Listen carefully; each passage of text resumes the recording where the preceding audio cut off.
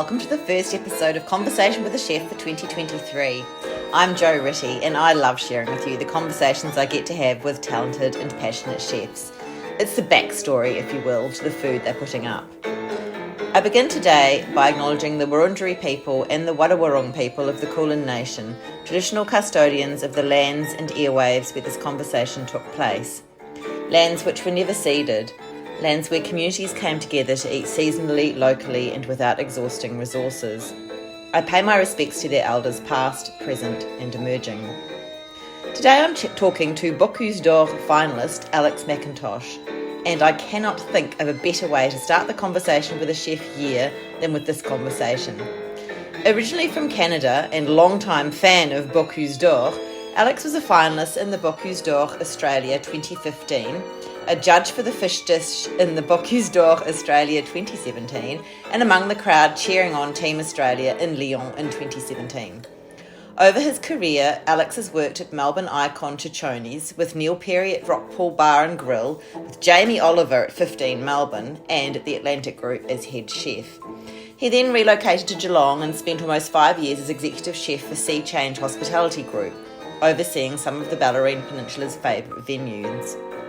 Alex recently joined the Sou'West Brewery in Torquay, while at the same time embarking on his Bocuse d'Or journey. He clearly has a passion for cooking and has been doing it from an early age. It was such a privilege for me to chat to him only 2 days out from him flying to France and 13 days out from the big day of competition. I absolutely loved talking to Alex, and I'll be waiting with bated breath to hear the outcome.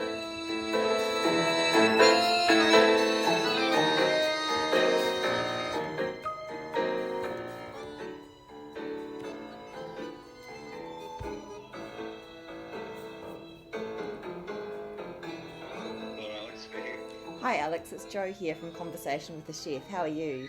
I'm good, how are you, Jo? Good, thank you. Look, thanks so much for your time, because I know you must have a million things that you're doing right at the moment. It is a busy time. Yeah. But, thank you as well for doing this and getting the Bocuse d'Or name out there as well. Absolutely. Now, I might just start by situating where we are, given that it's a phone call and a podcast and so on. So I'm calling from Melbourne and you're on the Bellarine Peninsula, or at least I think you are today, is that right? That's correct, yes. Are you actually at Sou'West Brewery in Torquay today? I'm not. Yeah. I will be later, yeah. But I'm not this second. Yeah, right. But how long have you been with the brewery? I've been with the brewery over 2 years now, so I started with them before we opened, helped with the design and the construction of the kitchen and some of the concepts and things like that, and have been with them from the very beginning. But we've taken some time off in the lead up to the Bocuse d'Or. Of course. We've got a really solid team there in the kitchen looking after things while I'm gone. Amazing. Well, congratulations that you've won the Australian component of the Bocuse d'Or.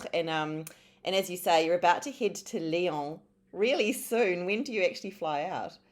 Yes, well, thank you very much. It's I head out on Saturday, so on the 14th of January. Yeah. So it's all come very quick with Christmas and New Year's and the busy summer season. The time's just flying by.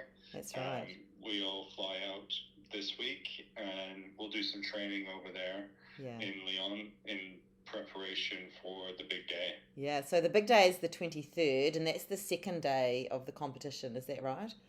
That's correct, yes. So it's 24 teams, and it's held over 2 days. So 12 teams on day 1, 12 teams on day 2. We're team number 8 on day number 2. And it's the day 2 is the day that all the action happens and the awards and everything. So it's a really good day to be cooking. Wow. So I think the actual event sounds like, when they say that it's the culinary equivalent of the Olympic Games, but it's a really long journey. Well, I guess like the Olympic Games, it's a really long journey to even begin the competition. So when did it all start for you? Well, for me, it started a very long time ago. My interest in the Bocuse d'Or. I had an opportunity to work. I'm originally from Canada, and I've been here for about 16 years now. But I had an opportunity to be the commis or the assistant chef for Team Canada. But I never ended up pursuing that and ended up moving to Australia instead. And so my interest in it has always been from a young age, and always wanted to compete because I always looked up to this competition. It's the best chefs in the world competing at the highest level, and the food there is just absolutely amazing. So I've always kept an eye on it, always tried to be involved. I did the national selection in Australia in 2016. I didn't win that, and went to France, watched Dan Arnold compete, who did an amazing job and is now my coach. So it's funny how it worked out. I competed in the national selection against Dan Arnold, didn't win, watched him compete, and now he's helping me, and he's my coach going to Lyon this year. Nice. I stayed involved, assisted where I can, because a lot of what we do is volunteer work and fundraising work and things like that. So there's always lots of opportunities to be involved for people that are interested. And then last year I thought the timing is right. I'm going to put my hat back in the ring again, and won the national selection. And then after the national selection, there's the Asia Pacific qualifying is the area that Australia falls under. Well, to give you the broader strokes, the competition, there is national selections, there's qualifying, so there's European, Africa, Asia Pacific, and Americas, and then the top teams from those go to the finals in Lyon. So after I did the national selection in 2022, I believe, then we did Asia Pacific qualifying, which we progressed to the finals, and that'll be in the next couple of weeks. Amazing. That is so. Yeah. Do you go with one dish? Is that how it works? So they give you a theme which you need to cook off of. So this year there's always two dishes. Okay. So when the competition began, there was always a meat platter and a fish platter, and it was presented on the platter, and they walk it past the judges, and then you go and plate it up individually. Now as times have progressed, it's changed slightly. So we're doing this year a fish platter, and then a 3-course menu plated. So you need to work on the theme that they give you, and then the job is to represent the food that you do, as well as the country that you come from. So the platter for the theme platter this year is monkfish, scallops, and mussels. So we have to use those 3 key ingredients, put our theme onto it, and put the Australian flavors and native ingredients onto it. So a lot of my theme and inspiration is the Great Ocean Road area that we work in, that I work in. So the brewery is located in Torquay, and it's the start of the Great Ocean Road, and where the land meets the sea, and all those flavors coming together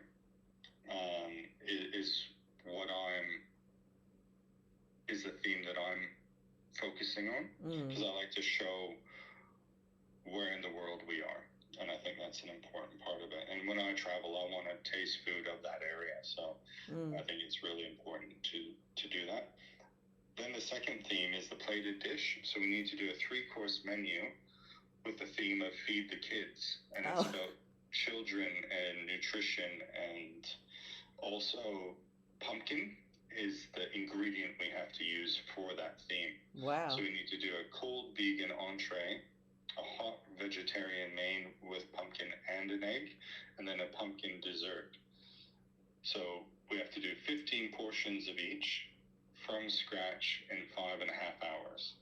Wow, I hadn't realised it's so prescriptive, isn't it? It's very, wow.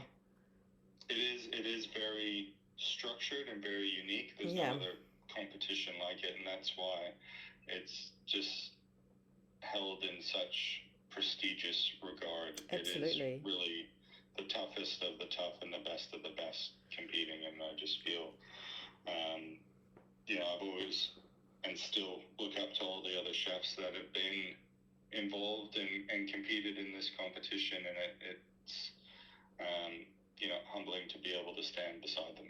Absolutely. And so what are they judging you on? That might seem like a silly question, but are they looking at technique, obviously, or is it a range of things, flavour, timing, all of that stuff? Yeah, it is. They judge you on absolutely everything that you can be judged on. Your organization, your cleanliness, your speed, consistency. They're looking at every single plate, and it's all got to be perfect and look exact. But at the end of the day, it's a cooking competition, so all those things I mentioned, have a certain percentage of the score, but 50% of the score is flavor.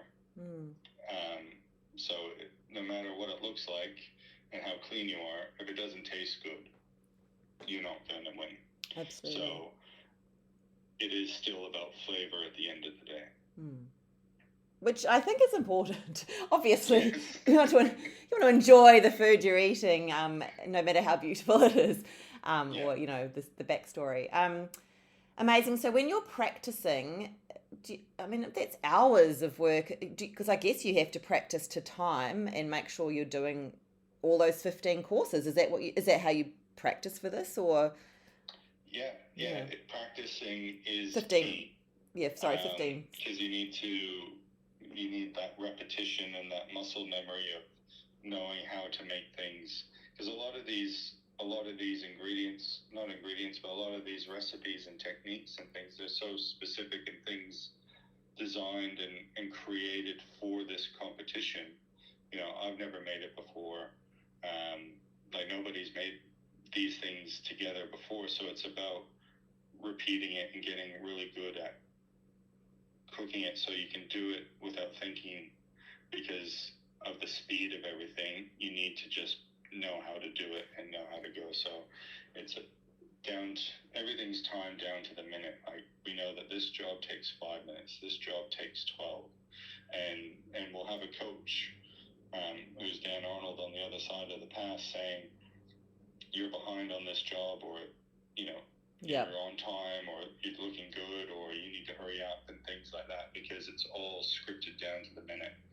And to get that script right, you need to practice as well, because you need to know how long it takes you.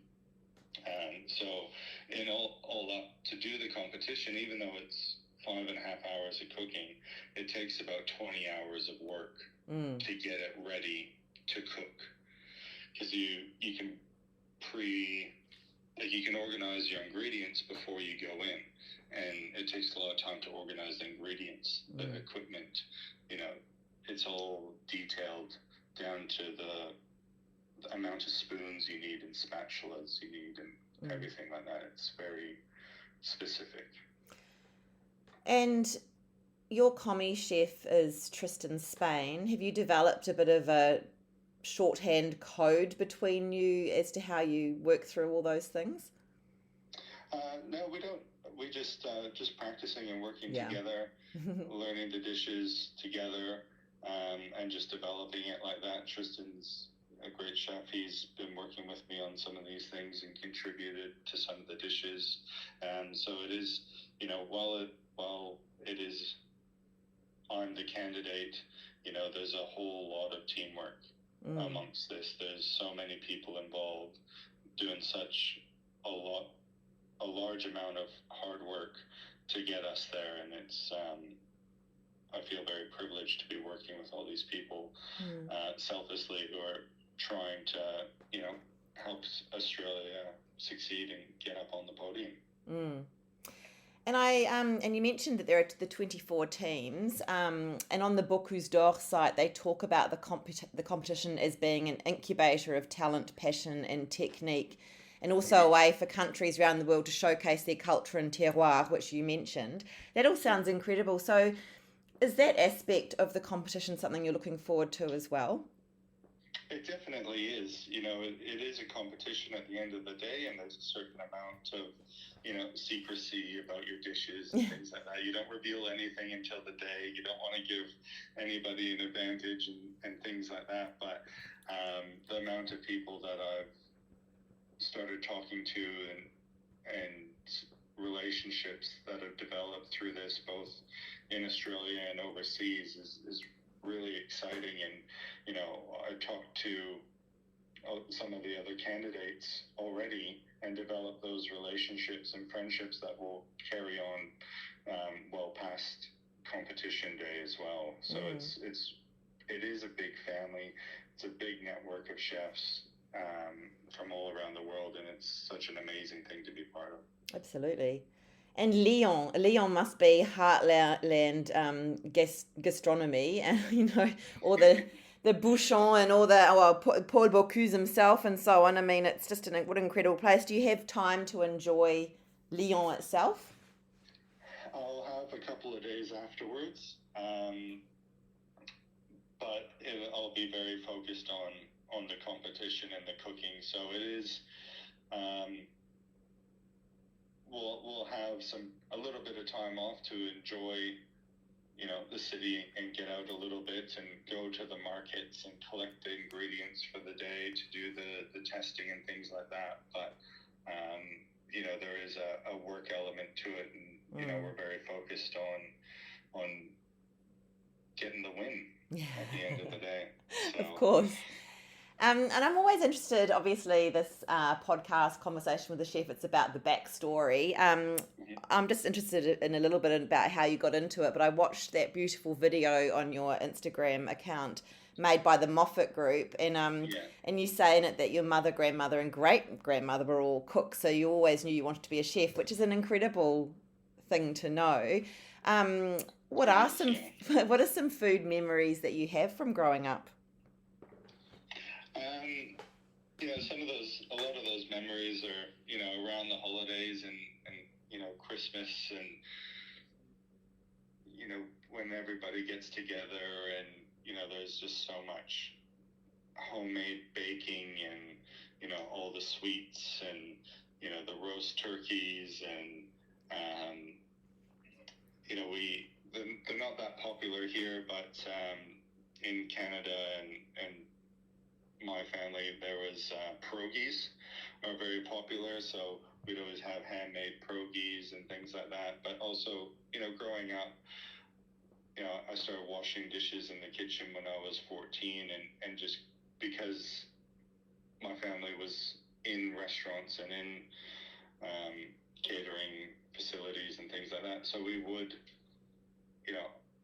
I didn't have to think about what I wanted to do because that was always available to me, and I liked it and just developed naturally through kitchens. So it's always been in and around hospitality and having an abundance of, homemade fresh food. It was always really good. And I'll be going home after Lyon to see the family on the way back to Australia. So I'll be going to Canada on the way back to Australia. Yeah. And I think my wife made a comment that my grandma's probably already started baking and getting all the treats ready for when I get there. I bet she had. Wow, it'll be Hail the Conquering Hero, because no matter what happens in Lyon, it's an extraordinary achievement to even be going there. So I bet they're very proud. They are. Look, Alex, thank you so much for your time. I wish you bonne chance in Lyon. It sounds as though you've done everything you possibly can to be prepared. So I look forward to hearing how it all goes. And yeah, thanks so much for sharing this with us. No worries. Thank you for the chat. I look forward to talking more when I get back. Absolutely. All right. Thanks again. Well, Thank you so much for listening to this episode of Conversation with a Chef with Alex Mcintosh, the Bocuse d'Or finalist about to go and cook his heart out in Lyon. You can check out his food on Instagram at Alexander Mcintosh, that's all one word. Mcintosh is Mcintosh. And if you liked what you heard, I'm on Instagram at Conversation with a Chef, and I post every time I publish, so you can keep up to date with new chef chats that come out. You can also read the chat at www.conversationwithachef.com. I would love it a lot if you told a friend about my chats, and of course you can follow me on Apple and Spotify podcasts. Once again, thanks so much for listening and have a great day.